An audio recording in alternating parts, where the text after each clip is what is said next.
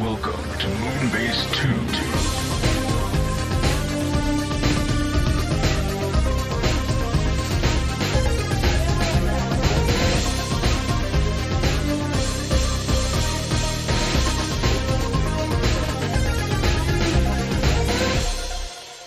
Hello, everybody, and welcome to the Moonbase 2 podcast. My name's Andy, Decayed Andy, and we're here once again to talk about Transformers this week. In theory, there's not a lot of news, but I'm joined, as always, by the man who's theoretically here, but he's actually not here because he's in a different country to me. It's Mr. Mikey G1V3. Hello, Mikey. You use theory a lot in there, and I'm just having Princess Bride play in my head. You keep using that word. Oh my god, I don't know what it means. I've never seen that film, believe it or not. Really? Yeah, no, never came up during my childhood. You're an adult now, go watch it. Oh, I don't want to do that. Yes, you do. I hear it's very good. It is. It's been used in pop culture references loads and loads and loads.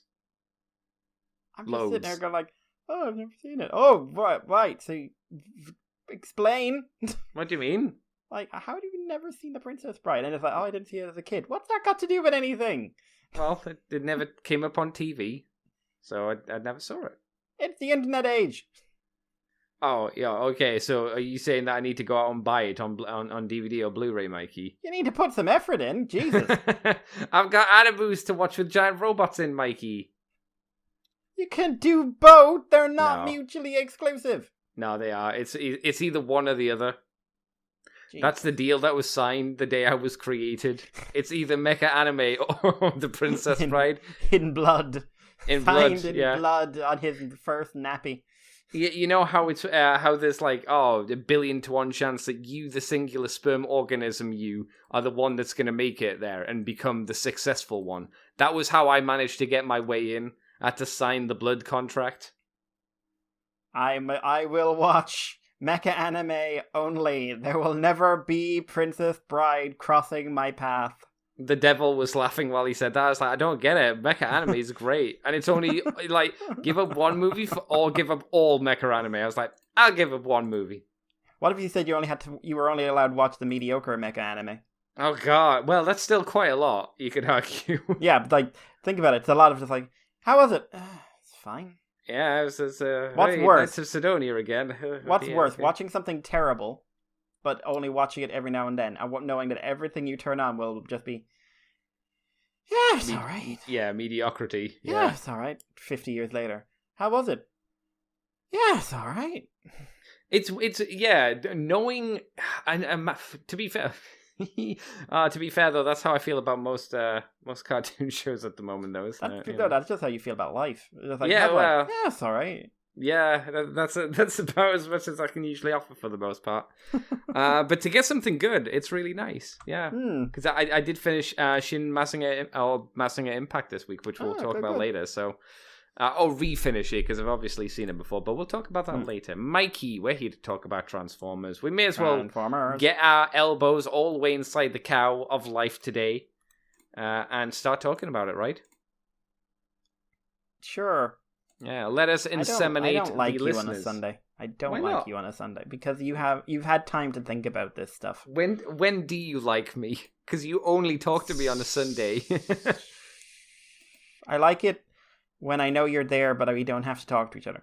Oh, Twitter. You like me on Twitter. No. See. I don't know that's I still have to engage with you on Twitter.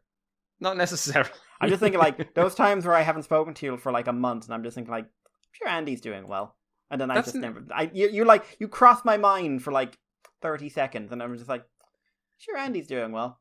Because of this podcast and our need to record each and every week, I don't know when that's ever happened. In the last too long. 6 years, 10 years, something dumb. No, 10. It's 10 years of podcasting, but you've been around for 7-8 years on Moonbase, I guess, something like that. When I think about it, I'm always surprised how short Dave's time was. I know. When you go back and look at it, yeah, man, blink of an eye kind of thing in the grand scheme of things. Wallace, you don't matter. Oh, damn. God damn. Mikey. Yes. We have Shockwave Labs upgrade kits for Studio Series Wreck-Gar, HasLab, Unicron, Woo Woo Woo, and Kingdom Optimus Primal. I would say tentative upgrade for Primal because it is from one episode. Tentative for all of these because I was very confused. The Wreck-Gar one I think makes the most sense, but we'll get we'll get to that first. Yeah. Okay. So Studio Series. This one is the SL-114/SL-115. Yeah. I guess they're two separate kits. This is the junk prop. In quotations, prop inspired by the movie and his original G1 gun. I'm going to No, go on. So the junk prop, if I remember right, is when he's getting everybody together. So he picks up the thing and he bonks the computer terminal to get all the Junkions to pay attention. It's a very brief scene. It's not like it was an amazing, super special scene or anything like that. But I think for the most part, they've done everything for Wreck-Gar. You know, he's got this little talking TV thing that comes with the toy. Oh, no. Another third-party company made that thing. Yeah, that's right. Another third-party company made that thing. But yeah, this is that weird thing that he uses to bonk. And then obviously he's got his G1 gun, which is weird, actually, that he didn't have that with the original toy, to be honest. It's weird to think about that. I'm going, he didn't come with his gun? No, he didn't. No. Mikey, it sounds like you're not invested in the bonky bonk and the bonker. No, until you explained it to me, I had no fucking idea what it was. Yeah, it's definitely a scene, but if you forget what this is from, I wouldn't blame you because it's such a minor scene. So, any thoughts, Mikey? You like your G1 guns. You've got props of them at home. Yeah, I used them to beat children. Oh my god. Yeah, no, I have no opinion on this. Like I said, it's a games cabinet, and I was like, what? Yeah. Why does he have a games cabinet? What? Bunkin'. I'm sure if I look in the comments, someone's like, oh my god, finally, the accessory I've wanted for these 35 years, and I'll still be blinking. It does, again, to me, it does seem like the G1 gun, yes. Okay, I could see why someone might want that. It's a bit basic, because it's like, oh, does it do anything fancy? No, it's just the G1 gun. I don't really understand who would want the other thing, because it is such a minor part of the movie. If you just want an extra thing for Wreck-Gar, I guess I could see it. It just seems a bit rando to me. The next one, I guess, is a little bit better, potentially. So it's the one for the HasLab Unicron. It is the SL-116, the Planet Light Kit. It is exactly what you would think it is. It is a remote-controlled LED that can go into the center of Unicron's maw. The neat thing about this, however, is you can seemingly use your phone and set the color through your phone from one of... I don't think that's a phone. That's just a remote control. Oh, yeah, you're right. Yeah, I was assuming it was an app for a phone. No. Okay, so it's just a remote control that has a few different switches on, which is on, off, brighter, lower, W. I don't remember what W is, and then there's red, green, blue, orange, green. W would be green. White, Andy. Oh, that makes sense. Another blue, another orange, another blue, brown. No, purple? Purple. Excuse me. A yellow, another green, and a kind of pinky kind of one. So there's a few options there. If you ever wanted a green Unicron more mouth, I guess that one makes sense. A blue one, I like the strobe purple one. You can have Unicron into the disco ball. Oh, that'd be fun. Blind children, give people epilepsy. Good times, yeah. That could be your vetting thing for people coming into your room. Yeah, flash them with your giant Unicron, and if they pass the test. Yeah, or if they have to be penitent towards God. Stare Is that what into it's the like? mouth The of penitent madness. Stare into it. Yes, be the penitent man. And then the last one is the SL-117 Shield of Kingdom Optimus Primal. Which episode was this from, Mikey, where he had the giant shield? I've no fucking idea. I was thinking about it the last couple of days. Did he? Yes. I'm sure he had a giant shield. I don't remember a giant shield. And then I was thinking about it. I thought, I don't remember anything about Primal in that show. Bar the fact he kept on saying Nemesis. Oh, no, I mean in Beast Wars. No, this isn't from Beast Wars. Yeah, but it's for It's for Kingdom. Yeah, it's from Kingdom. I don't think it's from Kingdom. It's from Kingdom, Andy. When was it in Kingdom? I don't know. That's what was my point. But it wasn't in Beast Wars either. I thought it was in Beast Wars. I thought it was in Beast Wars. No, it's from apparently. Oh, do you know what? You're right. It's from Victory, the episode Victory of the original Beast Wars cartoon. Hey! So I saw they had this down as, when I saw this story originally, they had it written down as seen in Kingdom. Right, okay. So that's why I got confused. You know what would have helped that, Mikey? 1 comma. I imagine 1 comma would have sorted that out, right? I don't remember it in Victory either. I remember he had a shield. I can't remember what episode it was. I mean, obviously you said it's Victory. I can't remember the context of it. Which one's Victory? It's from the scene where he's protecting Dinobots. It's the one where the Predacons pretend they all die. Oh, it's that one? Oh. Yep.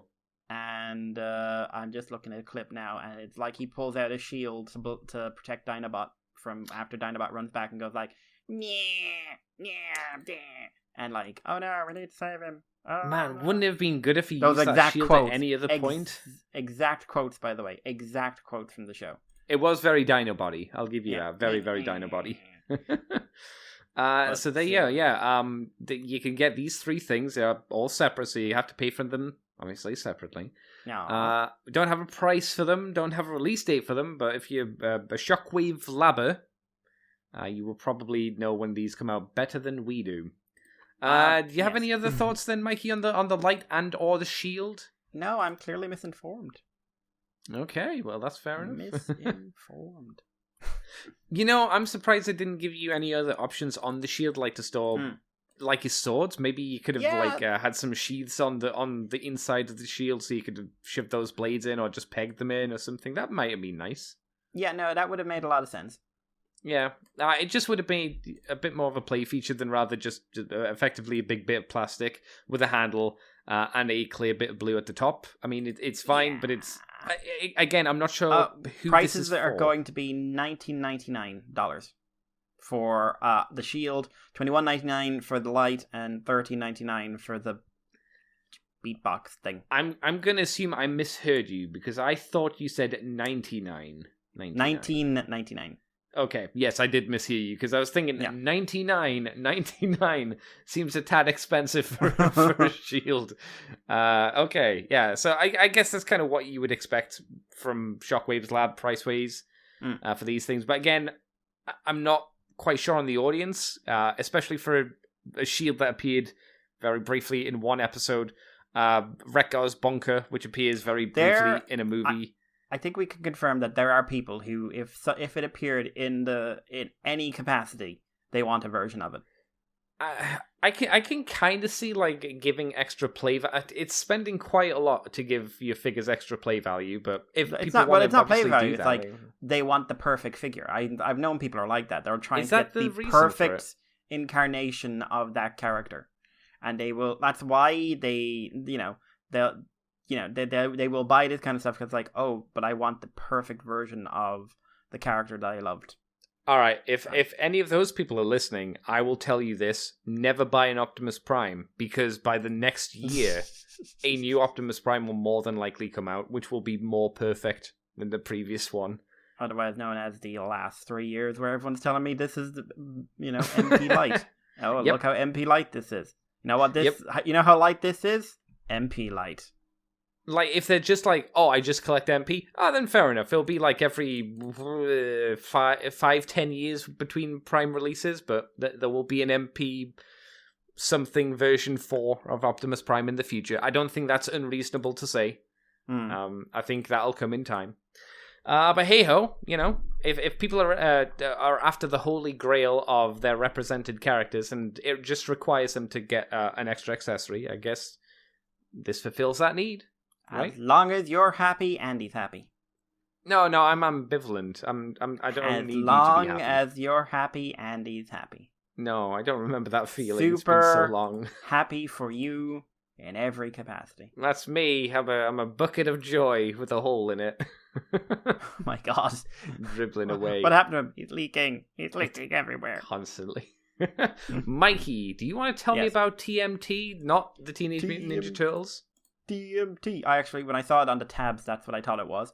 Was it because of the green as well? Yeah. New third-party company TMT have revealed for the Weibo account the first color renders of an upcoming Age of Extinction Evasion mode Optimus Prime. New project, so it's based on the Age of Extinction. It's called Evasion mode. It's the classic first three trilogy robot mode with the more flat-nosed Optimus truck. Oh, right, okay. I was trying to figure out what Evasion mode Optimus Prime was, because I remember the name from years ago. Yeah. It's the one where he's trying to kill Cade all the time. Oh, that one. Yeah. Where he wakes up and screams, "I'll kill you!" He explodes up the barn, right? Yeah. Okay. Features robot mode from the first three, like I just said. According to the renders, it will come with a shield, a battle axe, and several parts that will have battle damage and warped panels. They've also showed a prototype of the alt mode, which looks solid and movie accurate. I'll take your word for it. So yeah, nothing else. Why are the bits that are green on it? I'm assuming CAD models. Okay. It's weird to release a CAD model, though, with so much, like, green textured stuff on it. Yeah, I'm assuming, like, it's something like those maybe change or come off or something like that. No, maybe.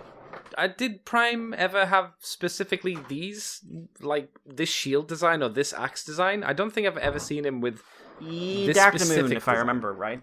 Did he? Okay. Because Shield I recognize. I remember Prime's had a shield. I just don't remember it looking like that, personally. If I remember right, it's part of that like whole gear he has that his trailer turns into a billion weapons and then he just goes through like 15 different axes through the movie or something like that. Oh, that's right. Because right at the start they're in like China or something, and then like you say, this big trailer opens up and it looks like a space bridge, but it's just got loads of weapons. Right? Is that the part you mean?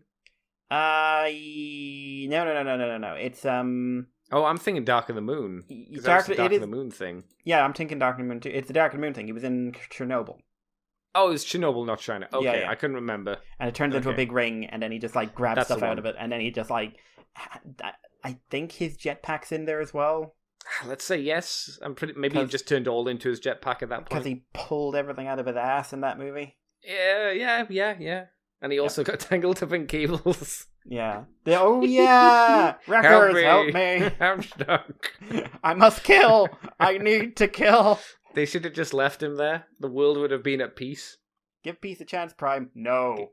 Never. Oh my god. I think this is actually the axe he left in Megatron's head. Oh. Maybe you're right. I don't know. Can't remember. Yeah. I'm down with that.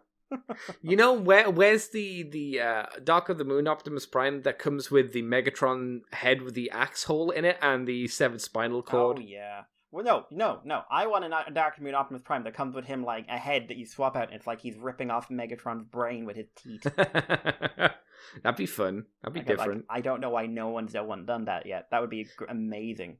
Maybe they realize that promoting Prime's horrible murderous streak in that movie might not be the best idea. Really? Because people still think Prime's a hero in those films. I don't know. We're at Age of Extinction where his first words are, "I'll kill you." Some people think Prime's a hero, Mike. In those movies? He's the hero we need, not the hero we want. Is he?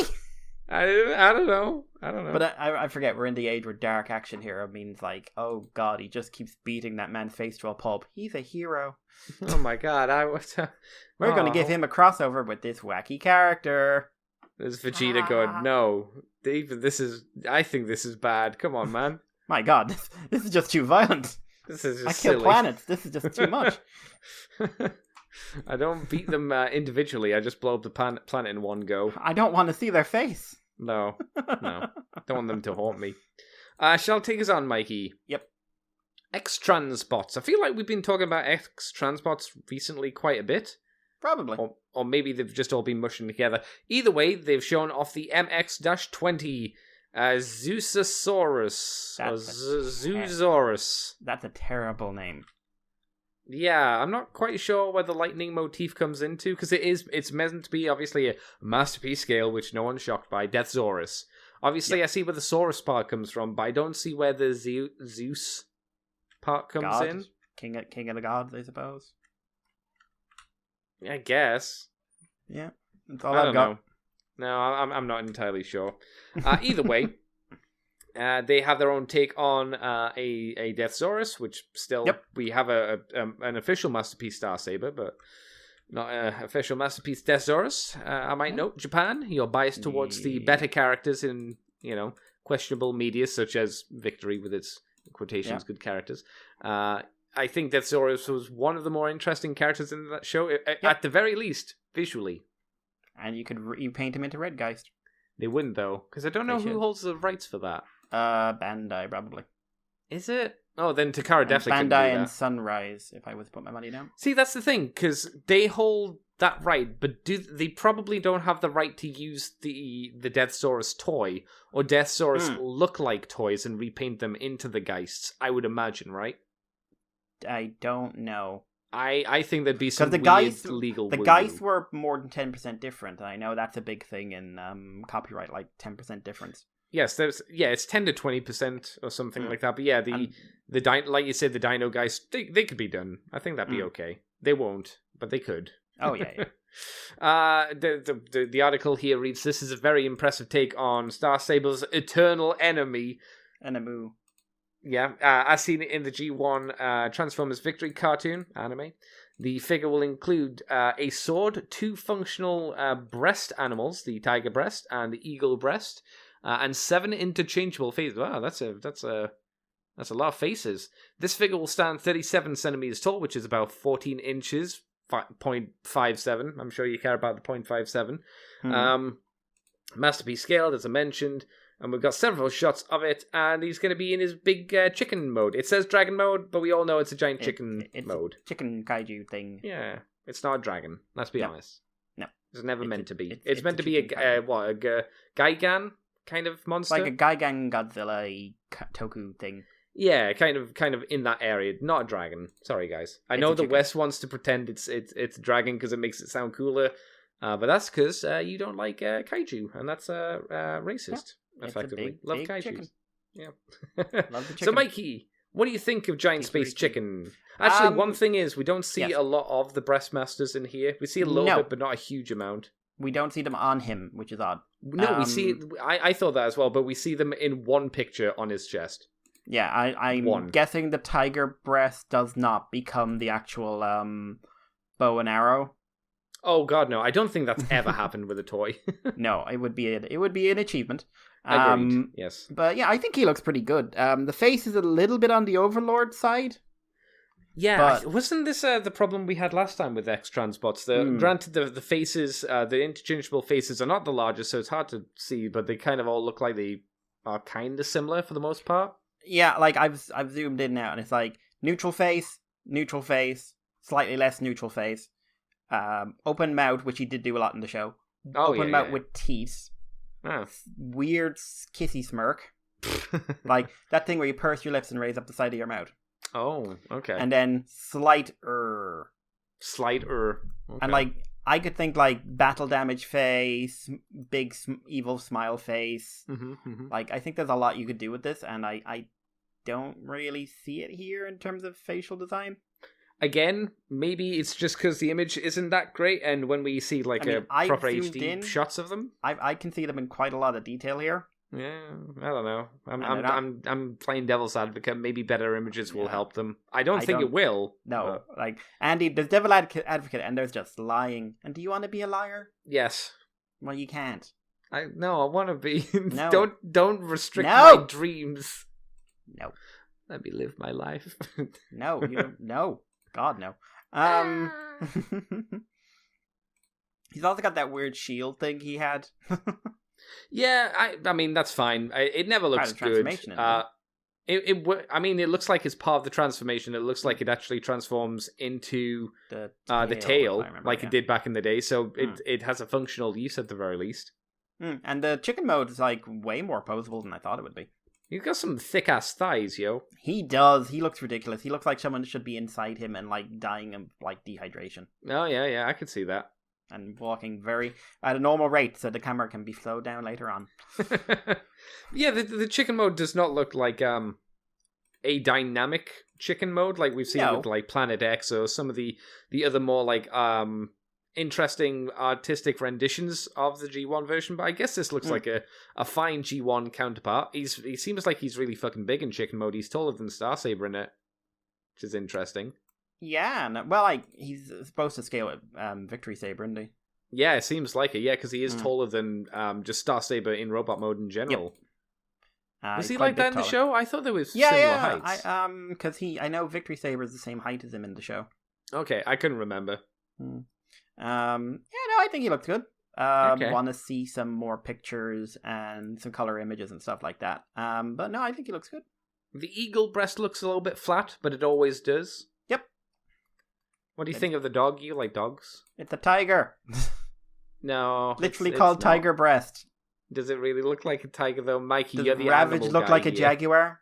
Yeah. No. He looks like a cat. He doesn't look like a fucking dog. This looks like a dog. Really? Because there's a comic where they literally call him a dog. Yeah, but people are weird. Ravage does not look like a dog.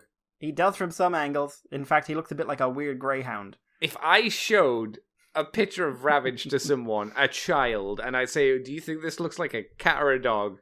No, you're leading. You're leading there. You're saying cat or dog. Why don't you say all right. cat? I say to them, do you think it looks like a dog or a cat? I'm pretty sure most children would say a cat. What if you said a dog or a cat? It's all about fucking delivery. What Andy. if I said a dog and handed them £10 and then I said a cat and then punched them in the face? Which one is a child? They'll be like, I'm confused. I don't know. Do I act on the money or do I act on the threat of violence? It's not even a threat. The actual violence. That's this weird, creepy dog thing. Yeah. There you go. Chickens. Bok bok. Mikey, tell me about movies and how delays have happened. Yes. Many people are talking about this at the moment. Transformers Rise. What the fuck is that? What's wrong? YouTube suddenly started playing an OKU video of her just going, "Oh God!" I did not have that tab open, and I don't know how that started. Your computer's telling you something, Mikey. Stop watching HoloLive. You're not the boss of me, machine. Oh but yeah, so Transformers Rise of the Beasts. According to Deadline and a number of other movie outlets, there has been a rescheduling and a rejiggering. Rise of the Beasts has been pushed back to 2023. Oh my God. June 9, 2023 from June 24, 2022. So the article goes through a bunch of stuff. People are debating what the hell. What's that to debate? Why are they saying what the hell? It's just a delay, right? Yeah, but why? Why, like, a year's delay after it's already been pushed back a bit? Set off a lot of people. COVID, probably, still. COVID, probably. From what I understand, the SFX companies are at breaking point at the moment over various things. Oh, is it because Marvel's just like 90% CGI? Every time someone goes in to try and film something, like, I don't know, some Marvel CEO descends from the ceiling and starts slapping them. It's like, no, we're filming here. You stop filming. We're filming here. And if they don't, like, webs them up and drag them to the top of the ceiling for feeding. Oh my God. But yeah, so people are quite upset by this, and loudly so. Very loudly so. Mm-hmm. And like I said, they're trying to figure out what's going to happen with the dates. They're also trying to figure out what's going to happen with the toys, because based on the pretty accurate rumors, the Rise of the Beast line was due out in May-ish. Yeah, I kind of found out about this more so through you, because you were typing on Twitter, "Oh God, what's Hasbro going to do with this about this delay?" Effectively, which I thought was an interesting thought, really. Yeah, so Hasbro presumably had a toy line ready to go. So what are they going to do now? I did hear one person say, "Well, they probably haven't started producing the toys yet," which I honestly don't know if that's true or false. So it could just be they'll just hold off production. Or maybe they'll hold off releasing toys if they have produced them. But to be fair, we've seen quite a few movies that, Hasbro have done toys for, like Shang-Chi, whatever you want to call that film. The toys for that came out way before the movie came out. Yep. But this is a bit of a unique beast. This is a movie that exists to sell toys. If there are no toys to sell at the time, the movies have no toys, the toys have no movies. I was thinking, like, this is the interesting thing, like, this is a different, Marvel is A Marvel movie will sell on the basis of being called Marvel. A Marvel toy line will sell on the basis of being called Marvel. Okay. Transformers will sell based on the product. Mm. And it always has. It's like the base formula of Transformers is watch or engage with the thing, then buy the toy of the thing. Mm-mm-mm. So I'm very curious to see what they'll do. And if they don't release the toys, that's probably like half their run for the year gone. Yeah, I guess so. Yeah. So it's curious seeing what they'll do going forward. Yeah, like, because that'd be a big hit to their revenue, surely, if that's the case, you would imagine. Yep. Because does that mean they push up a line, or do they just suck a sack and go, well, I guess we've got nothing for a while. I guess we just got to push out more, we just got to get more of the current line, whatever the current line at the time is, just more of that out, which seems like a dangerous way to go, right? Yeah, it's got risks. I don't know. Maybe. Like, last time, I know they had to do a fill-in line. They did stuff like Universe and stuff like that. I wonder if we'll get, like, a sudden, like, here's a bunch of repaints. Oh my god, that'd be great. Could be fun. Like, Universe had some good repaints in it. That's true, but it's the repaints of the stuff we've already seen, which, you know. Repaints of Earthrise RC number 5.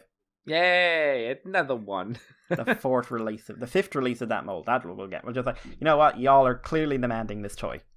Oh, although I suppose, to be fair, like you say, maybe it would force them to be a bit creative and not do just G1 stuff. So, I don't know. I guess my concern would be like mold degradation, depending on how often they reuse a mold. Yeah, and how far back they go. And yeah, exactly. So, I couldn't see them going further. If they did pull something like that, I couldn't see them going further back than Siege. Oh god, I'd hope not. No, I mean, even then, it feels like we've had a lot of Siege figures, a lot of them. I don't think they could mine out the Starscream mold from Siege anymore. Oh, I'm Andy, silly boy. I know, silly boy. I should have said I hope. You say that, and they've literally just gone like, I've just thought of a new idea, and just started painting it at home. Like, yes. Blue Wing. What if we have Starscream, but in version? Oh my god! What if we have white where there is blue and blue where there is white? That could be Shattered Glass. Wait, we already have that. Yeah, what if we have Broken Glass? Oh my god, that's the Shattered Glass realm of Shattered Glass. Followed by Remade Glass. Oh my god. But yeah, so, any thoughts or, you know, like I said, I'm more curious about this from an industry side of things than I am like, oh, the movie's been pushed back. Like, everything we heard about the movie and the short time we heard about the movie made me absolutely terrified of the movie, so. I spent no time looking at any of the movie stuff, because until there's a trailer, I don't really care, you know, because it's just hearsay and whatnot. Once there's a full-blown trailer, then we can judge the film at least a little bit. And even then, you watch a trailer and you got to take it with a little bit of salt and go, how much of this is the end of the film? How much of the story have they ruined by showing us this trailer? I always said, like, the Last Night trailer is a masterclass in how to do a trailer for a better movie. Because the trailer for that movie tells you a very different story than the one you got. Yeah. About, from like, what I remember, Nemesis Prime being this massive threat, and the Autobots and Megatron working against him, and like a million other things, and it's just like, wow. Or like the trailer makes you think he's gonna fight Dragatron. Yeah. Like, think about, like, but I barely remember Dragatron being in the movie, to be honest. Which one was Dragatron? The 3-headed dragon. Oh, that thing. Oh, yeah. That was only in for a few seconds, and that was their big toy. Yeah, and they had a big red knight in there for some reason. Whoever thought, is that supposed to be Scorn? Oh, that wasn't. I thought you were talking about Scorn. No, it wasn't Scorn. Scorn just got a really good toy in the middle of that. Yeah, that was a good figure. He got a Voyager all out of nowhere. Yeah. Weird. Shall we move us on, Mr. Mikey? Yeah. I'll take on the next two because they're toy related. So there's a possible first look at the Beast Wars vintage Tigatron. It is Cheetor, but white, which is not surprising. It's not creamy coloured like the original Tigatron was. He is just a flat white colour, obviously with the tiger stripes. Hang on, and whatnot. is it Tigatron with creamy coloured, or nature happened, and now you can't find a Tigertron that's not creamy colored because sun weathering. Let's shrug and say yes, because it could go either way. Because I'm curious. I think there's a difference, but I could easily be wrong there. Either way, I guess he's coming along. Japanese Tigertron was very, very white. Okay, but I'm guessing the European ones and the UK American one was a cream. Yeah. Okay, yeah. There you go. Or so American this one's more of the American release then. No, this is more the Japanese one. Oh yeah, so yeah, that's what I mean. Yeah. I guess we don't know anything else about this line apart from that I have seen it drop in price tremendously. Because to be fair, they were asking a lot of money for these reissues. I think at least. Yeah, they're all on sale at Smith's at the moment, I think. Yeah, like original price was like £20, £22, and I think I saw Rat Trap down to about 15 or something. I was like, oh, yeah, that's actually much better value. He's the biggest jump. I know that. Because like Primal and Megatron were like €60, I think. Something like that, which is a bit rough, but it's not awful, I guess. But no, specifically but Rat Trap, because Rat Trap's not even a deluxe figure. Okay, so looking at it now, Rat Trap is €15. Is that on sale? Yeah. Original price was 30. Cheaters 24, original price 30. Primal, original price 60, currently 40. Megatron, original price 60, currently 40. Yeah. Any thoughts on a Tigertron, Mikey? I think it's neat. I think it's a nice like a pretty obvious one when you think about it. But sure, it's a basic repaint, so why not, right? Like if they are continuing this line, it's a makes sense. It's a sensible one to do. I like that based on the rumors and stuff, we're going to be getting weirder toys that aren't like show guys as well, which will be nice. Yeah, but the problem is with Beast Wars Season 1 toys is there wasn't anyone desperately outside of the main cast who was like crazy. Right? I still think Cyber Shark is great, but yeah, but was he not Transmetal though? No, he got a Transmetal too as well. Oh, sorry, I know who you're talking about now. Okay, yeah, that was good. He was a Hammerhead, and then he became a Great White. Yes, yeah, he was good. Okay, I'll give you that. What's weird to me is that we haven't actually seen any talk of Transmetals. No. Like the closest we've heard to Transmetals is the rumored Dragon Megatron.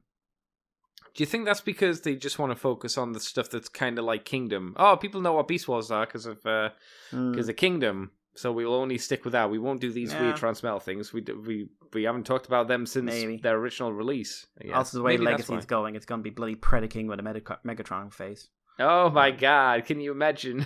Prime Predaking. This is what happened to him. He got transported to another universe and became Beast Wars Megatron. He becomes a Gun Dragon.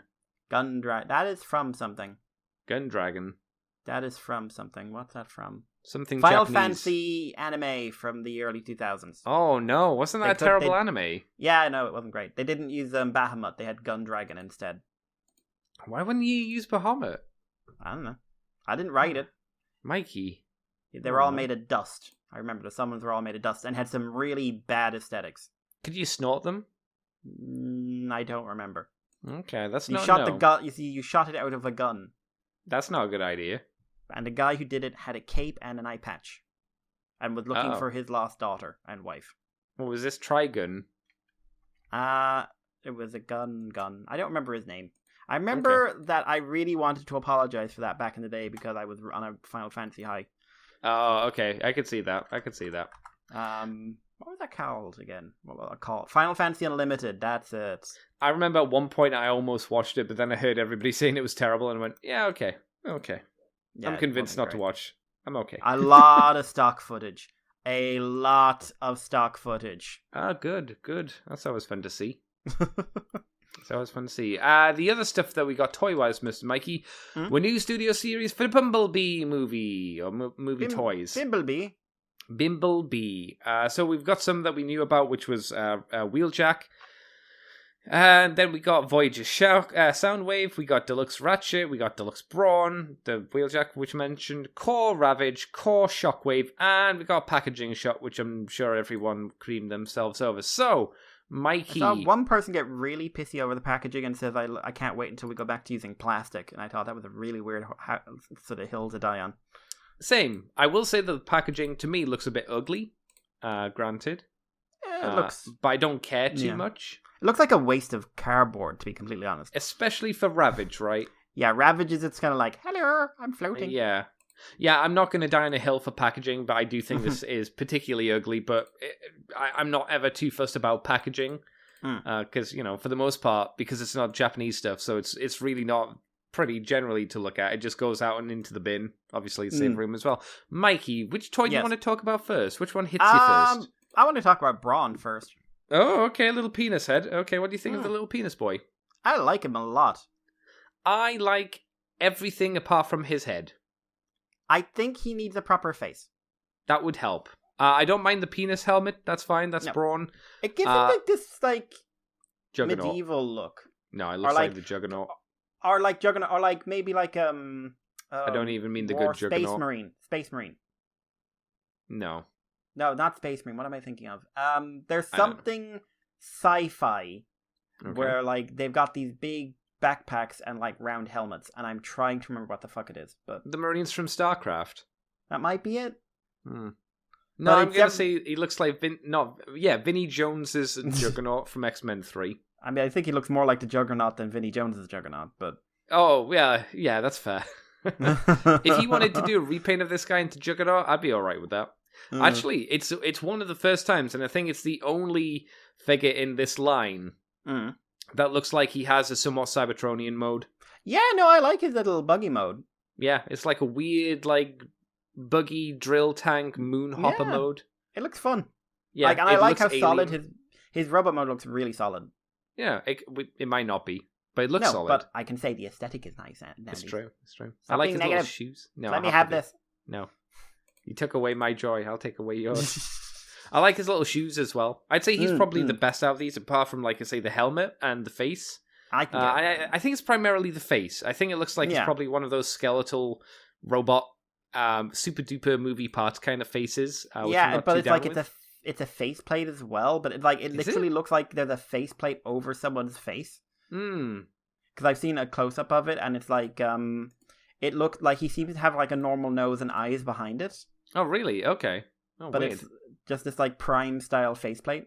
Oh, very weird. Odd. Shame, because apart from that, it seems like we give it a seal of approval. Yeah, thumbs up for Brawn. I like him. And you said you liked Wheeljack. We've talked about him before, so that's no change there. What did you think about Ratchito? I don't know. Okay. The face is the most movie face. Yes, again. Because he looks really depressed. And they got teeny tiny eyes. The robot mode, for the most part, kind of works. I don't quite like the way the windscreen breaks up his chest. The vehicle mode is a brick with a windscreen.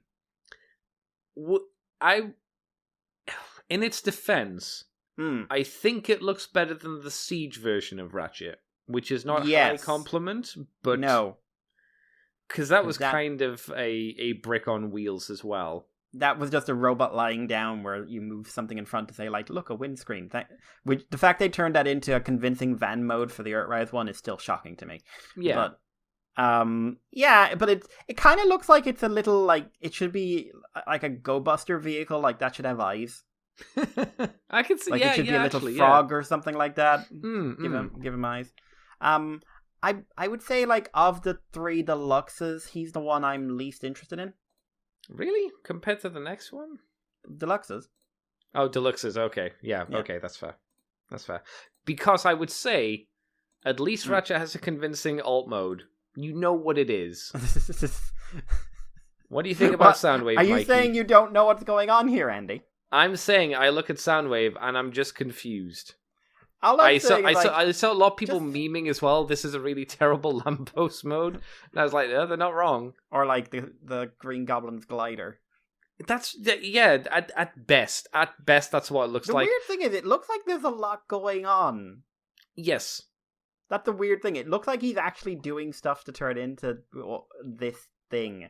But it looks like. Do you remember, like, when you went to the swimming pool and they got those big, just styrofoam wobbly things that they put on the water? It just looks like one of them that you stand on. That's it. I'm just sitting there going, like, it's kind of like when Mastermind Creations did IDW Megatron, and then for some reason tried to turn him into a jet. Yeah. And you and I were both saying at the time, like, why not just make him a tank? Yeah.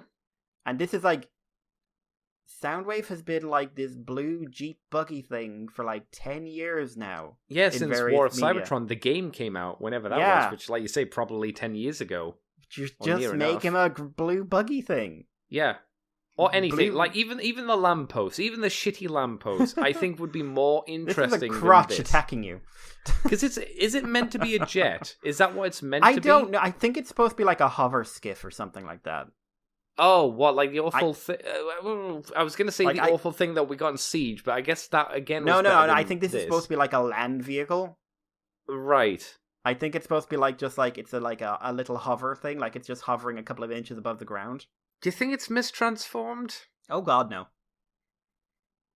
The thing is, I really like his robot mode. Yeah, the robot mode's really solid. The robot mode's great. It looks really nice. It's got good proportions. Mm-hmm. It's on point for what you'd want from a Voyager Studio Series Bumblebee Soundwave, which I'm sure a lot of people want.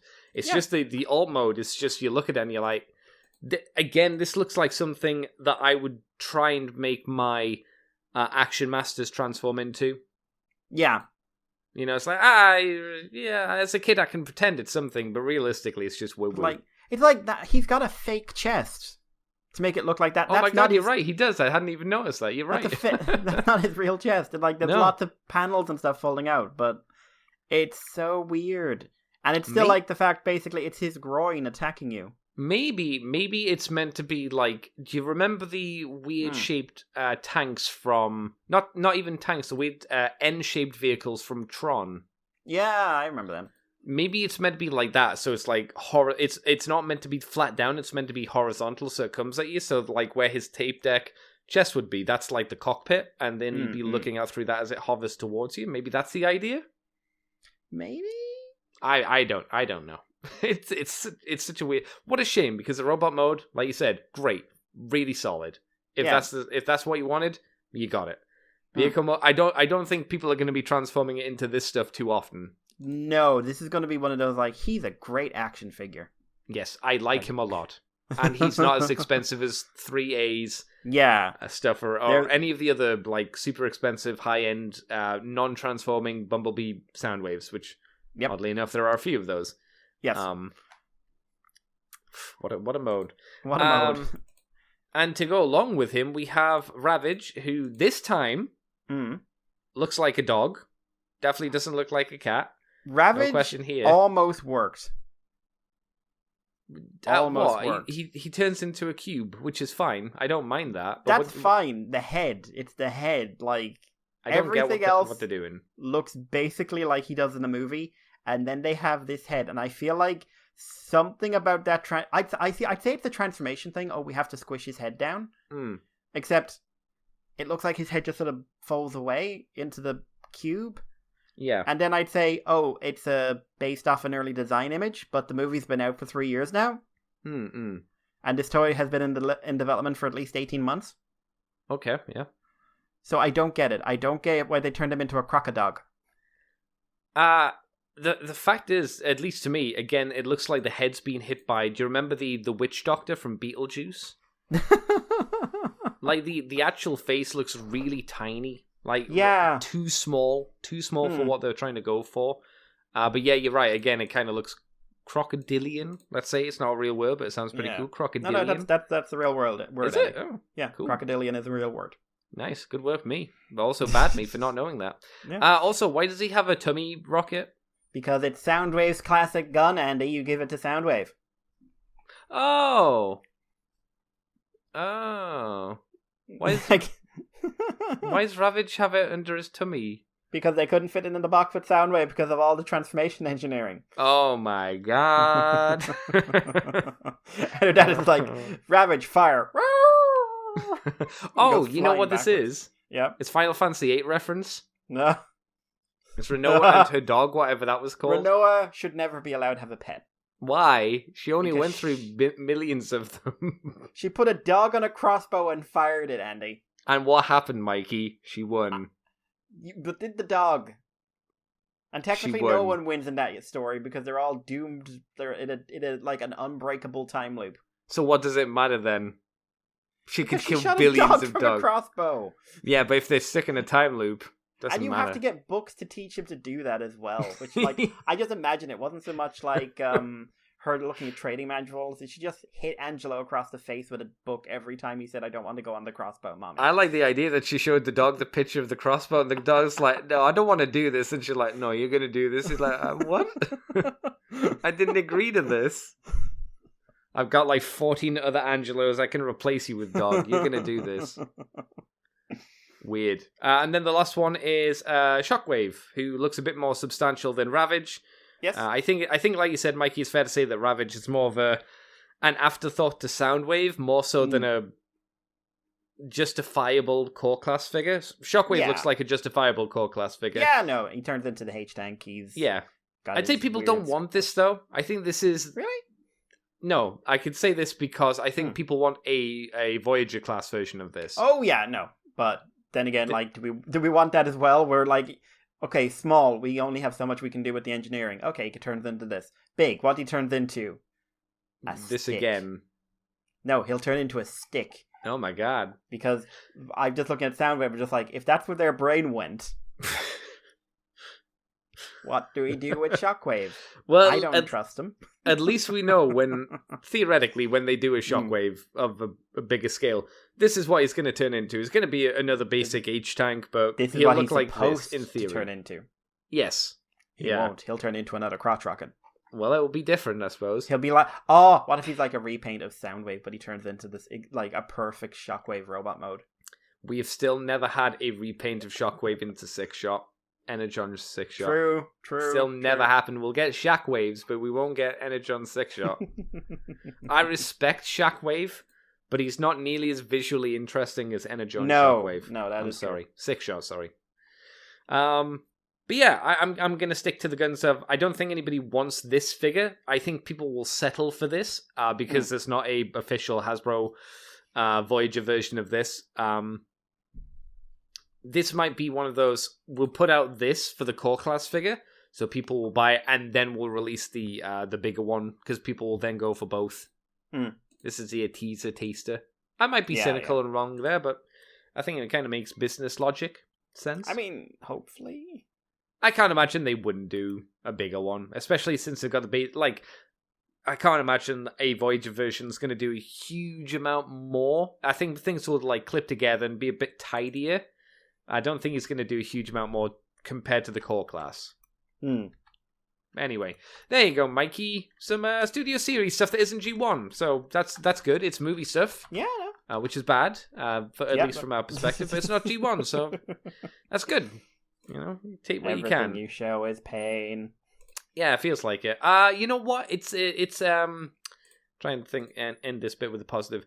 It's nice that they're mining out such a very minor scene from the movie. Actually, thinking about it, that's not a very positive thing to say. No, but I'm it's a very enjoying truthful thing. how that scene is now creating this weird dichotomy of people who like, wow, I really love this because it's G1, or wow, I really hate this because it's G1. I'm just like, I just thought it was kind of fun. Yeah.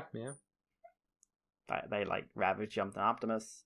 It's not even a big sequence in the film. Because it's like, Starscream, what, 10 minutes? Yeah, about 2 minutes more. Guy, Starscream, Starscream like is edited in because they didn't want to have Blitzwing in that scene because of trailers. That's right. So weird. But yeah, it's a good crack. Yeah, Mikey, do you want to take us on to our last story then? Yeah, so, last story is, and this made me remember how awful Rat Trap's design was. Beast Machine's head writer, Bob Skur, once the most controversial man in media, is going to appear at TFCon December 10th to 12th. He'll be a special guest there. He was a writer on Transformers Prime for a few episodes. He was the head writer in series like Ultra Force, which is a sound that will never leave my head. Mighty Ducks, the animated... That was a weird show. That man has a very big chest. Mighty Ducks, the animated series. Godzilla, the series. Beast Machines, Action Man. He also worked on X-Men, Spider-Man, Battletech, Gargoyles, Superman, X-Men? Batman, the 90s X-Men. The one that they're bringing back. Oh dear, I'm concerned. Apparently, Rogue's voice actress is coming back, which is very surprising to me because she's much, much older and is a former politician now. Oh, really? Oh, Yeah, that's really she went- weird. I she mean, went fair into the enough Canadian to Parliament, but I- like all I want to know is what happened to Wolverine's voice actor, because that guy disappeared off the planet. Yeah, and he was really good. That he is my Wolverine voice. Like, Oh, no absolutely. shitting on what's his name? Steve Blum. Yeah. Steve Blum, But- but Steve Blum is never anyone's voice. He's Steve Blum He's playing Steve- their voice. Yeah, he's Steve Blum across all media. Yeah. Yeah. Cal Dodge. I am concerned though of what they're going to do to that X-Men show because I don't trust them. I don't trust new media. I don't trust it because I just think it'll be an X-Men show made today that they're going to say like, hey, 90s. Because also, I'm really fucking sick of 90s nostalgia. I'm genuinely exhausted by it now. It's not fun anymore. Oh, do you want to go back to 80s nostalgia? No, I don't want to. I just do something new. Oh, okay. 70s nostalgia. No, it's something new. Okay, 60s nostalgia. That's something new. New. What do you mean like new? A new idea, a new product, a new invention in your mind. Noughties nostalgia? It's like you're the devil. It's like I'm a business person and I'm But- throwing around ideas. Yeah, I am so sick of why do a story when we can do something that was already done but make you remember things. Like, I don't care if Ghostbusters Afterlife is good. All I hear about it is it's basically remaking Ghostbusters. Oh, And I'm really? just like, really? Okay, cool, you're remaking Ghostbusters with tween heroes. Cool. Hmm. But if all you're doing is remaking Ghostbusters, if all you're doing is like the Force Awakens scene by scene lift of it, like, just don't do it then. To be fair, if they wanted to go back and redo the 90s X-Men show, they lift the story, they lift the audio, and they just reanimated it, especially the last season. I wouldn't be against that. I mean, I'd rewrite the last season as well, to be honest. Oh, yeah, that's... okay, you got me there. If Remember they the wanted one to where do they that did with the D&D 90s episode? Spider-Man as well, could you imagine Yeah. they went back and they fixed Spider-Man so it wasn't cheap, They let him effectively? punch someone? Yeah, that'd be nice as well. Yeah, I'd Please be let okay him with that. punch someone? But then again, at that point... Kicking isn't better? at that point, I'm like, well, just do the rest of Spectacular Spider-Man and Wolverine and the X-Men. I know it's my these heroes. No, Wolverine and the X-Men looked good. No, what I mean is, like, go back and do the next season for them. But, like, yeah, that's a different conversation altogether. Which we've had many times over, Green but I'll Lantern, 10 years. never forget. 10 years since Green Lantern, Andy. Oh, I know. You know what's here's a show that deserved to be cancelled that was cancelled because it was bad. Avengers, 90s Avengers. Do you remember that? No, I've seen it. I know Yeah. I've seen it. I know that they like avoided a lot of the main characters and had like Hawkeye was a big guy in it. Yeah, Vision Cheetah, I think, was another one. And like Scarlet Witch said shalala. They all Or had was that power armor as well. Oh yeah. Yeah. That was not a great show. I think that's how I learned who Vision was. I think it's how I learned who Vision was. Yeah. And who some of the other ones were as well, who weren't in the Iron Man cartoon. Oh, I remember it was weird to me because I think that show wasn't actually in continuity with the other ones at the time. No. Yeah, it so wasn't, that was yeah. weird to me because I was like, why aren't they referencing the other shows? Because like they had an actual like animated universe going on back then. They did, yeah, back then, Like it was what? It was Fantastic Four, Iron Man, X-Men, Spider-Man. And Hulk. Hulk was in there too. Hulk was the same universe. Yeah. And kind of really lightly Silver Surfer, but not super hard. Very lightly. Silver Very Surfer lightly. was off doing his own thing. I like Silver Surfer as well. It was good. Yeah. Do you know what? It turns out Wolverine's voice actor has acted recently. Oh, really? Wow. Okay. So he was voicing really infrequently in the 90s. Like Mythic Warriors, Diabolic, which I don't know. I don't know. Ace Lightning, which I don't know. Nope. Something called King, which looks very weird. And Okay. like his last like main animation voice role was the Ron James Show. I don't know that either. Where he was a singer. He did video games for a few years, which is basically he just played Wolverine in video games and from 94 to 2000. Oh, that makes sense. Yeah, of course And- he was in the Marvel vs. Capcom Yeah. games. He was also in the Highlander, Last of the McLeods. The game? Yep. Oh. But his last acting role that I can find here was 2019. Mm-hmm. Paw Patrol, Ready Race Rescue, where he played Ron Rapidfire. Now, I am looking up Ron Rapidfire because my niece has made me watch Paw Patrol. Love it. Sure. But what I want to hear is what Ron Rapidfire sounds like. Does he sound like Wolverine? I would love if he did. So let's see. Ron Rapidfire Paw Patrol. I'm going to see if I can find him. Like, it may take... Oh, wow, that's a weirdly high budget looking scene. No, I'm going to look at this in my own time. But I the X-Men thing, I'm just tired. I'm just tired of it. I'm really freaking tired of all that bullshit. Just make something new. No. That's all you have to do. Make an original concept. Won't happen. It should, though. No. It should. Anyway, Bob Scare's going to be at TFCon. Yay! And we're all very excited. I'm sure he'll have a lovely time. Yeah, cool. Yeah. Well, I guess that moves us on to Mr. Mikey. What you done this week, son? What you done for fun?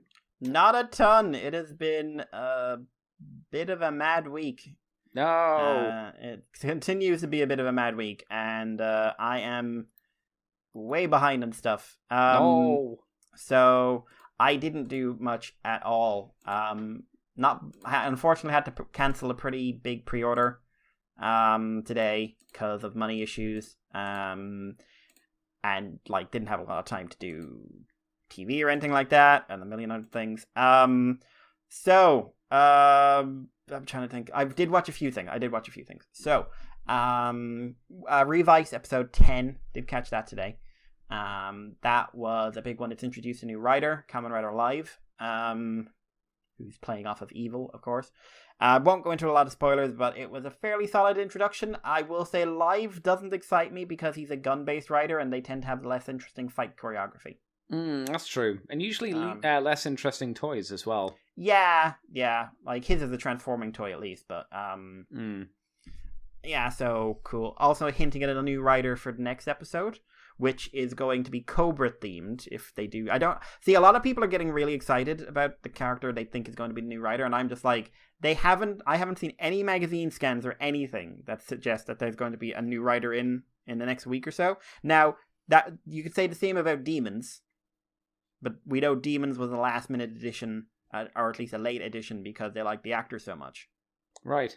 So I would like it if this character turned into a writer, but I wouldn't expect it immediately. I could see someone taking those powers for themselves, or if those powers may be being used actually for an upgrade for someone. But it's Cobra themed if it is in there, which is a big thing because that means they've covered the 3 original big name monsters, because you've got a spider, a bat, and a cobra. But yeah, no, Revice continues to be entertaining. Still hinting at a lot of mysteries in the background. Still haven't hit the big turn yet. It must be coming up within the next few weeks. Yeah. Theoretically. No, it'll probably happen before the Christmas break, won't it? They have apparently done all the reference forms, at least for the moment. Oh, okay. Oh, you mean for Revice, or do you just mean overall? For Revice, anyway. The other ones don't really have forms in the same way. Yeah, that's what I thought. Because, Demons only gets weapons and stuff by using the stamps. But, so, Revice, the latest one was Brachio, which is based off of Geo.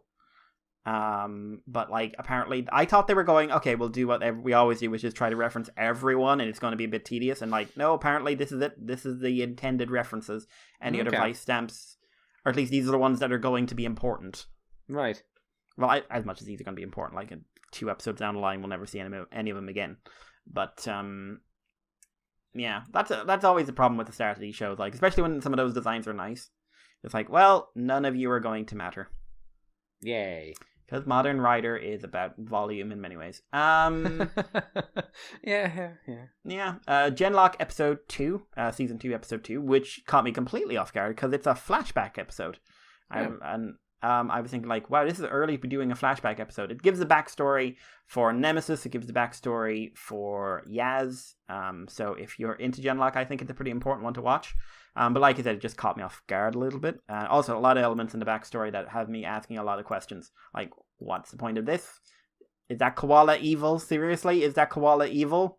Oh my god. I think the koala's evil. But no, like, not much action in this one, but it wasn't really the point. I didn't like, everyone's talking about the League of Legends cartoon that came out, said it was really, really well written. Oh, that's out now.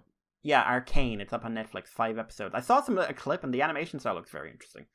Kind of like moving 2D images, for want of a better 2D. Like, it's like those. I don't know what to say. Like still images that are like animated. It's weird to say. Like you have to see it to know what I mean.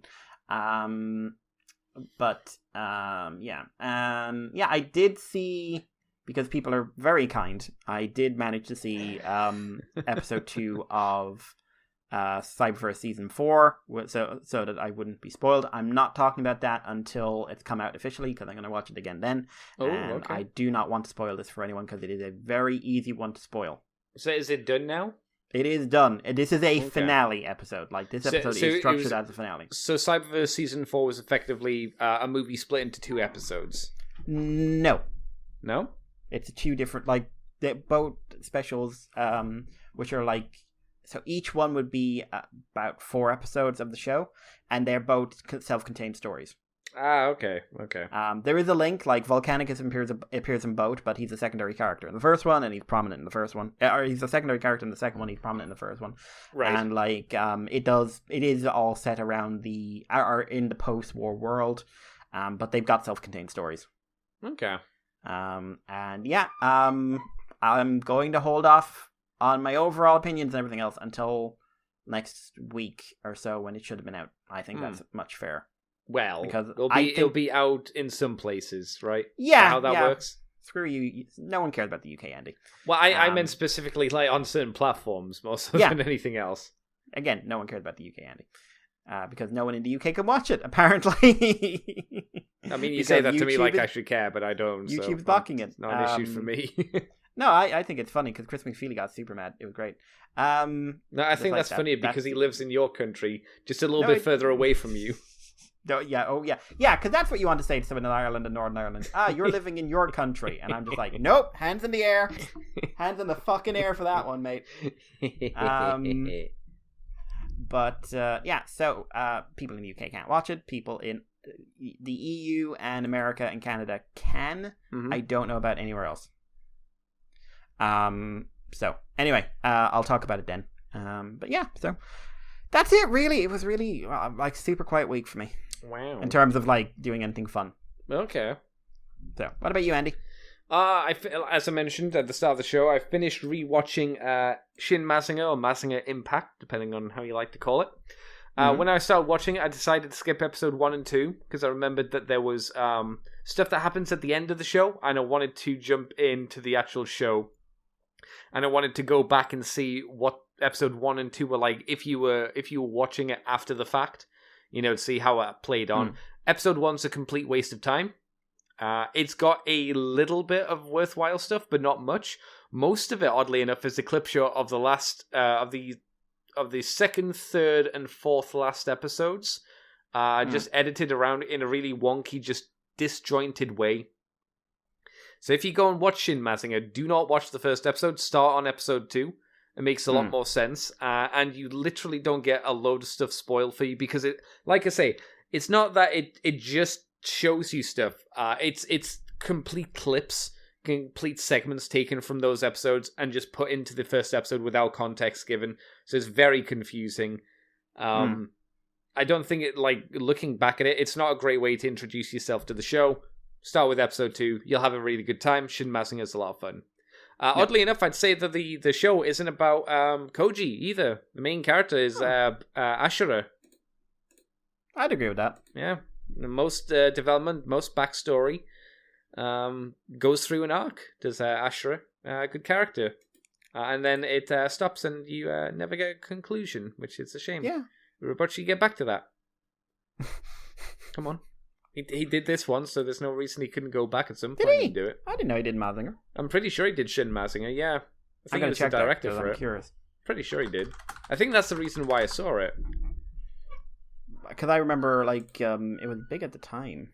But not Shin Mazinger. I'm not. I suppose that makes director sense. was Yasuhiro Imagawa. Oh, where did I get Urobuchi from then for correlation? He also wrote it, so it wasn't like he was a writer. This guy, who's this guy? He is a showrunner who does a lot of 70s style super robot mechs. Oh, well, that makes sense. He's a good choice then. He did Aura Battler, Gaim, Zeta. He did a lot of Zeta. Zeta, the most super robot looking. Giant Robo, G Gundam. He was the director of G Gundam. Oh, that makes sense. That's he one also of the best did Gundam shows. He did the somewhere someone's screaming when you said that, and I love it. He also did the screenplay for the original Berserk anime.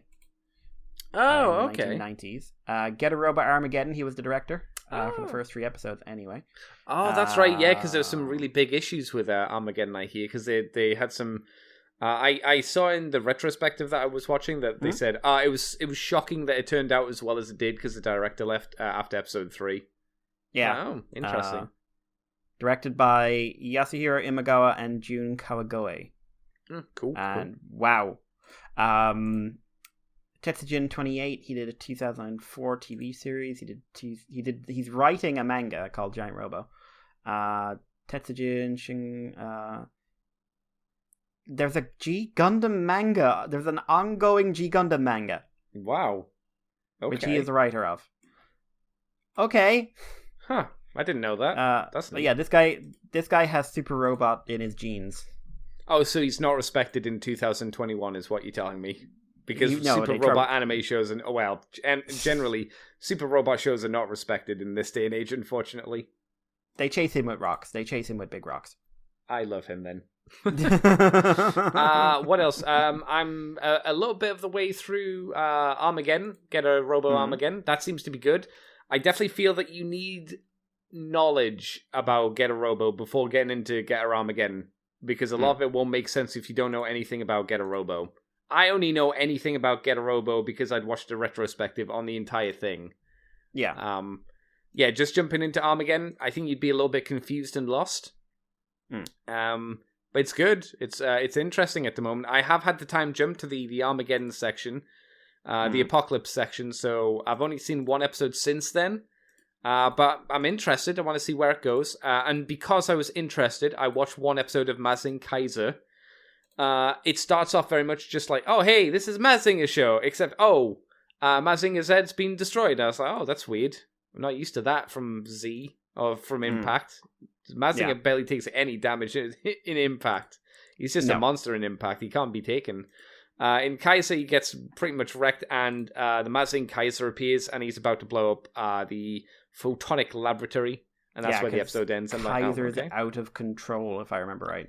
That seems to be what they suggested at the end of that episode, but they haven't really gone into that yet. But yeah, I'm sure it'll be fine. There's more episodes, so he doesn't kill them all. Doesn't he? Maybe. But yeah, it's hard to really judge Kaiser just at the moment, just because nothing's really happened. It was just kind of establishing, I guess, effectively the Mazinger universe with episode 1 and going, Mazinger's gone. We got Mazing Kaiser now. Woo! But I suppose they got to be kind of nippy, as it's only 7 episodes plus 1 movie. So. And I watched 1 episode because I was interested and I had a little bit of time. I watched 1 episode of Super Robot Wars OG, The Inspectors, which is a stupid subtitle for the name of the show. The animation's really pretty, but I don't know what's going on because I think there's either a time jump backwards or a time jump forwards. Right. As, the Altron, the new kit with that's coming out, the red one that has the big shoulders and the weird spike on its arm with a gun. Oh, yeah. Whatever that one's called. It was a blue version of that, and it seemed to be going around killing people. And then it turned into a giant kaiju mecha, and people were like, haha, we're leaving, bye. And that was like the midpoint before I think it jumped back in time. Where they were talking about the state of the world, like we were almost invaded by aliens, but we managed to come together as humans to swat them away, but we're fighting each other again because we're dumb. Yeah, that sounds reasonable. Yeah, it sounds as you would expect, humans to be.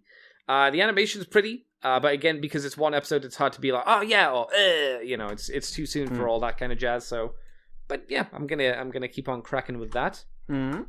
And in terms of what else I did this week, I got in my Super Mini Pla King Jada and built that. That was fun. King Jada. Yeah. He comes with a... Yeah, he's really good. He's really big. He's really chonky. He has some issues that most Super Mini Pla kit do, which is, obviously sometimes the parts don't line up as nicely as they could do. And if I had a nicer file and sander, I'd be filing and sanding away on this, but I just wanted to get him done. Panel lined them all. He's got a good load of options for hands.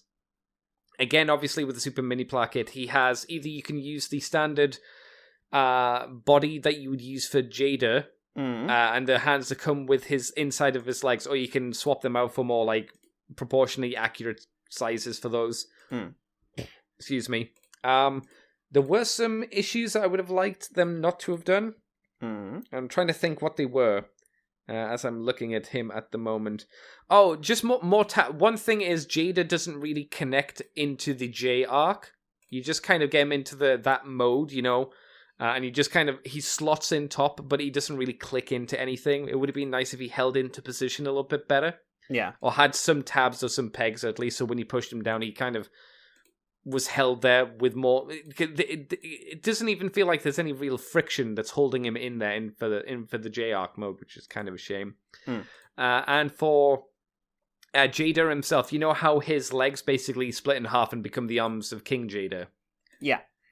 It would have been nice if those pushed together a little bit tighter. It always feels like they're not quite as connected as they could be for when you've got them as basically his waist joint. I'd like them to have been squished together a little bit more. And I don't think I've done anything weird or wrong with the build, but I would have liked it to have just been a little bit tighter, a little bit nicer there. And I think that is everything, apart from keep on cracking on with Super Robot Wars 30 on YouTube and with Resident Evil 4. And man, Mikey, I forgot how much of a fucking burden Ashley is on you as a player. Yes, I have been seeing that. Oh my god, I was again really annoyed last night.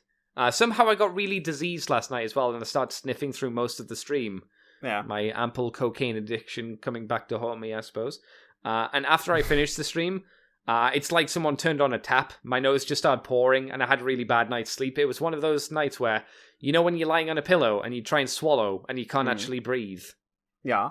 It was one of those nights. So it's just I want to sleep. But it's I don't want to die. You've got the lurgy. Yeah, we'll have to kill you. Today I'm okay. No, we have to kill you to save you. Okay. I'm fine with this. No, we have to kill you to save you now. Quick, shoot him. There's no one here. Shoot him! So shoot her. Oh yeah. There were a few issues just playing Resident Evil 4, just kind of going back and going like, man, you forget how tanky the controls are. I think the controls are wonky deliberately so to put the fear of God in you.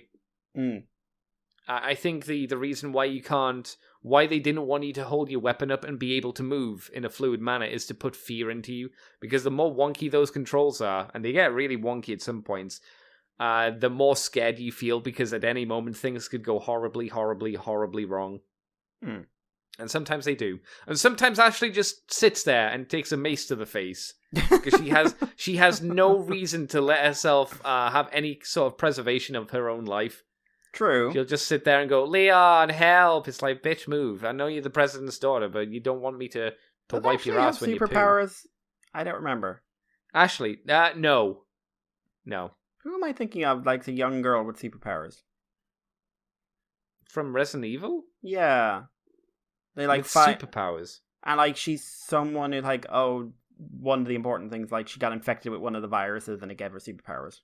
I think you're thinking of the movies. No, it's a game. It is game. It is definitely game. Because I know, in which one? Village, that's the end hook. His daughter has fungus powers or something like that. The Village is a mess of a story. Yeah, but hey Andy, they advertised this one character for 1 billion years, and then they had her in it for 5 minutes. Story-wise, Village is really bad. 7's pretty solid and it's entertaining, and I hate the fact that Village just kind of ruins a lot of the storytelling of what 7 was doing. Gameplay might be better, but I think the story's utter garbage, and they do a good job of kind of shitting on the previous game in some ways. Never mind. I still think my most fun Resident Evil experience is probably playing with the second player with 5. 5's quite a fun game. It's not scary, but it can be dumb fun, and that's quite good to play with somebody.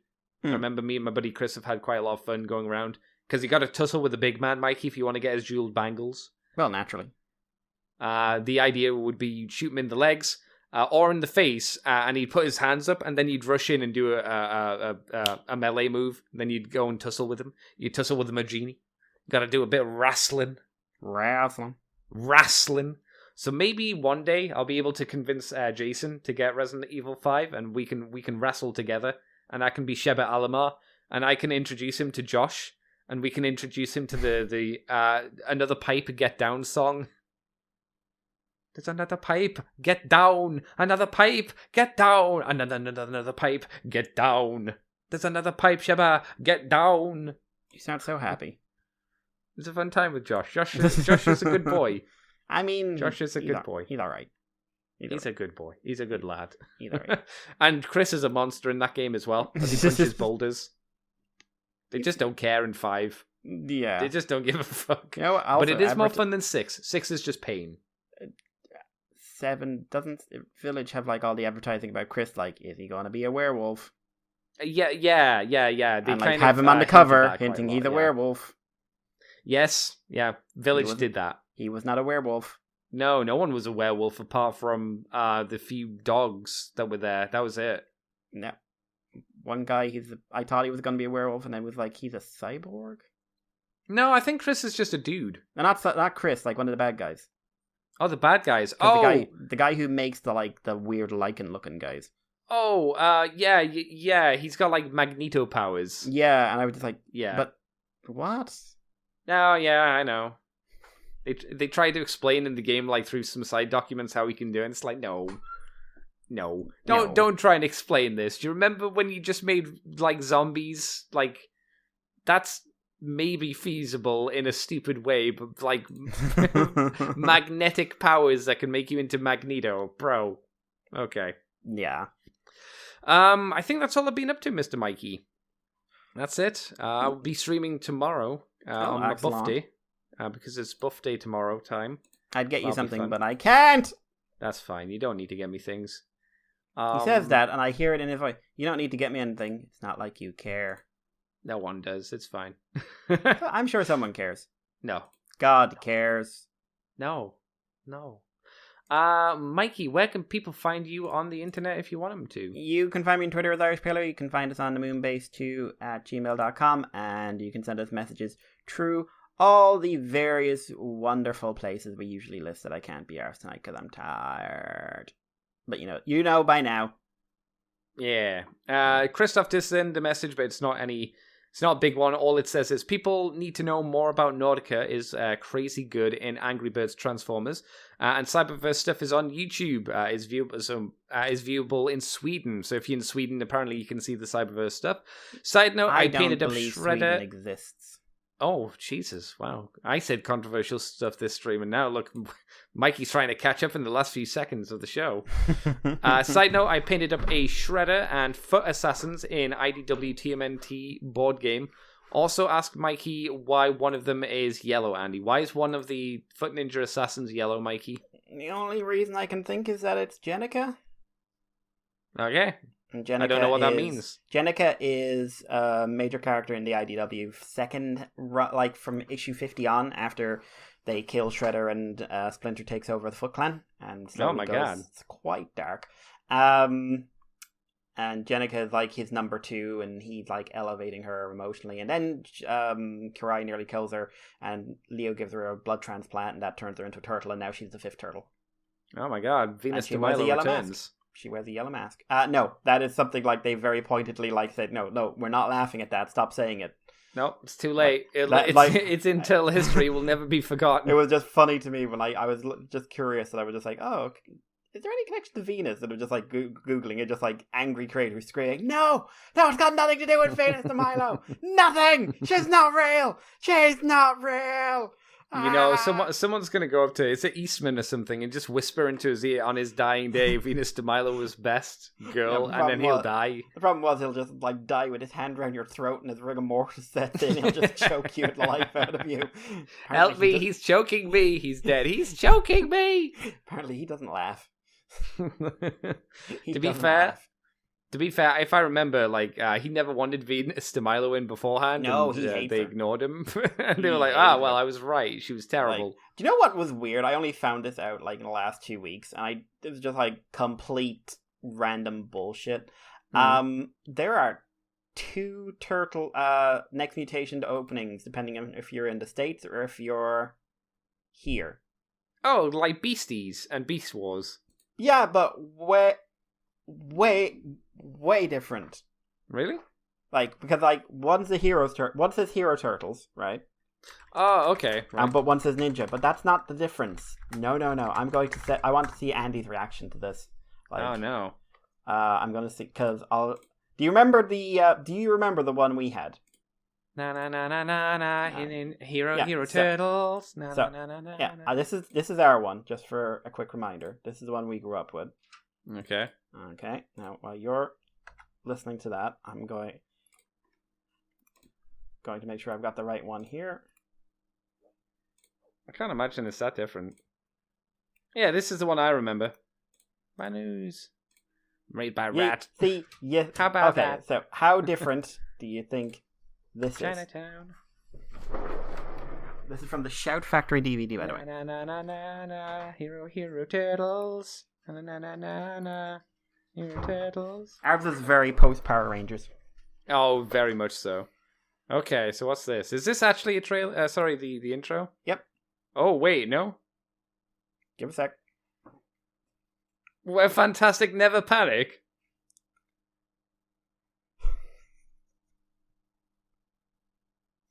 This is so lame. I mean, to be fair, this is more accurate to the show, but this feels like someone's ripped the audio and put their own kind of crappy tune over the top. No offense to somebody did that. Yeah. It doesn't like it sounds Ninja Turtles. It sounds like it's more of the Disney that was doing the Mystic Force intro. Yeah, but this is 1997. Yeah, that's the thing. Rather than the one that we get, or the intro that I know, which is more like I guess standard Power Rangers themes at the time. Yeah, I like Mystic Force with the weird rap. Yeah, which was bad. But this is like bad. I don't even know what music style that is for this one. I guess it's a rap. I guess it's a rap. I don't know. No, it's like pop, but like there's pop dance music or something in the back. Yeah. Like I want people to hear this. I really want people to hear this who grew up in the UK or Ireland or Europe, and I want you to just realize that sometimes we do have it better. I guess. At least with that bad show, we got a better opening music. A much better opening music. Yeah, just go onto YouTube and type in what Mikey typed in for the Shout Factory one and for the normal one. Do you know what's weirder? I'm just looking at it now. I'm wondering if there's something like maybe a license didn't work out or something. Because I'm looking at the opening. It's the identical opening. Yeah. Right? Yeah, the visuals are the same, yeah. But it flows better with da da da da da da da. Turtles. Yeah, totally, 100%.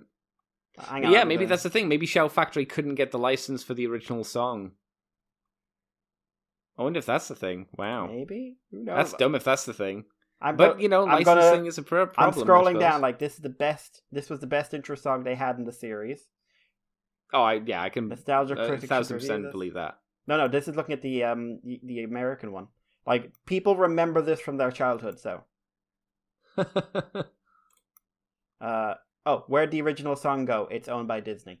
There you go. Oh, okay. So the song that we had was the song. This is just a new song they've made because they can't get This was a second one they got after the show lost the license to it. Well, there we go. We've sorted out the problem, Mikey. We figured it out. But this is bad. Good work, team. It's not good.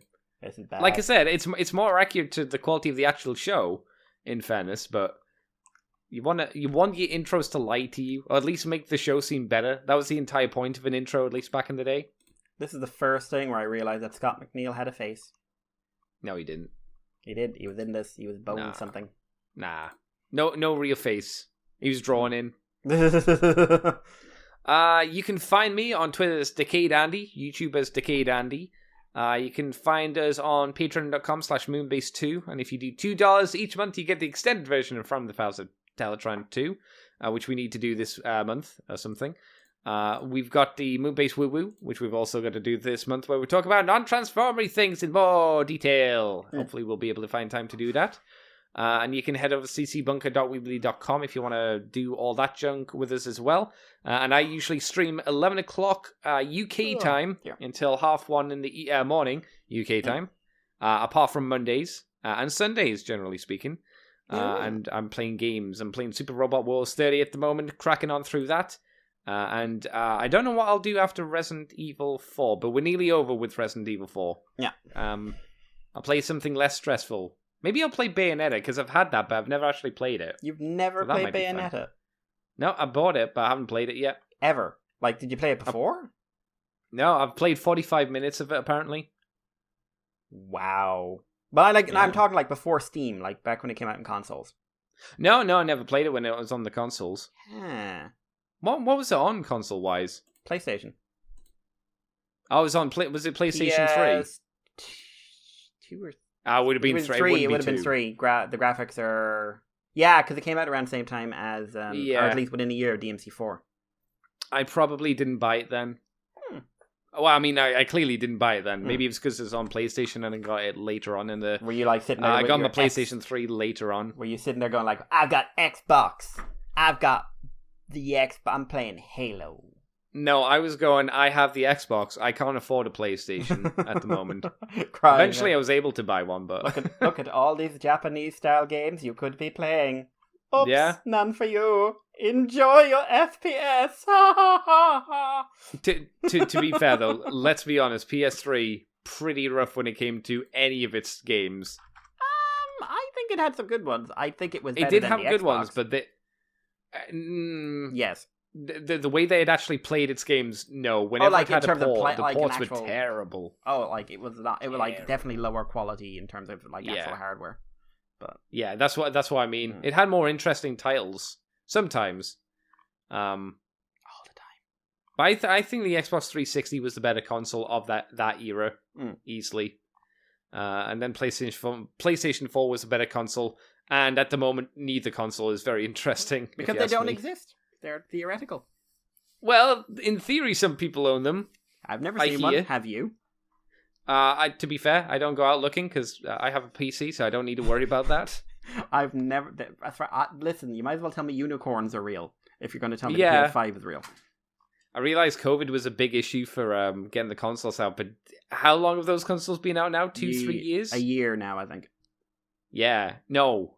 Yeah. No, it's more than a year. No, it's about a year. Really? Mm. Feels like 2 years since this stuff's been out, and no one's got them. Nope. And then every time someone gets them, like, they all just, like, rush to the nearest piece of social media to take a photo of them holding it over their head, saying, like, look at me, trembling masses. I have acquired the idol thing. This is the golden calf. Pray to me. I wonder how many people are going to be buying scalped ones for Christmas. Oh, probably quite a lot. Fuck me sideways. If you're gonna pay crazy prices for one, at least wait until after Christmas. Like, that's not how Christmas works. Yeah, let me put because you gotta have it on Christmas, No, Mikey. if your child is so spoiled they can't wait an extra month for you to be able to afford it, at least like, one, you're going to the trouble of tracking this bloody thing down, and two, you're spending hundreds of pounds on them. If your child is too spoiled to wait, get a new child. I hear that one of the things to do now is to try and make sure your kid doesn't ask Santa for very high expensive electronics in this day and age, which I guess makes sense since a lot of kids probably do ask Santa for like a new mobile phone or like a new console or like a new graphics card, and parents are like, Jesus Christ, can we not just buy an Optimus Prime? It's overpriced, but come on. Okay, I want an Optimus Prime. I want the one that transforms itself. No! Santa will bring it for me, Mommy. Santa loves me, not like you. Oh my god. No, Santa doesn't love you. You didn't do your homework. Santa's bringing you coal. Yeah, exactly. It's cheap enough. Actually, it's probably quite difficult to go out and just buy coal now, right? But now it's like, Santa's bringing you coal. Is Santa environmentally friendly, Mommy? I don't want coal if he's not environmentally friendly, smokeless coal. Santa told me that he wants the earth to burn for his slavery that he's been locked under for so many decades. We all think it's like global warming's killing the Antarctic. No, it's Santa just running around lighting coal fires all over the Arctic, just like going like, melt, you bitch, melt. He just wants to finally be able to die. Like if the Antarctic melts, his home goes, and thus his sanctuary of power. Either that, or he's just like he's trying to get he just wants a polar bear to take him, but it just reminds me of the Family Guy one. They go to visit Santa, and it's just like he's like this deeply traumatized, PTSD-ridden guy who's like got cannibalistic reindeer who keeps trying to eat the elves. That was also when I found Family Guy funny. Is that Family Guy or is that American Dad? Because I think they did something like that on American Family Dad Guy, as well. because it was one of the Stewie and Brian go on a trip episodes. Ah, fair enough. Which I found were generally good episodes regardless, because it's just Seth MacFarlane talking to himself, and the guy loves talking to himself.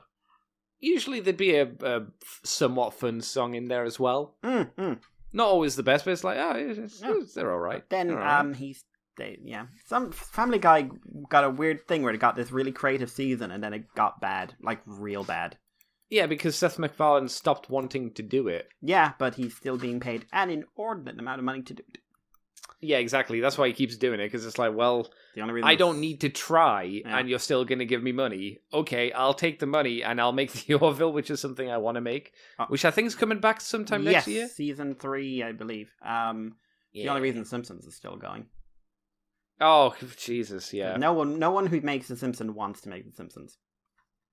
I mean, that has to be clear from the writing. That has to be clear.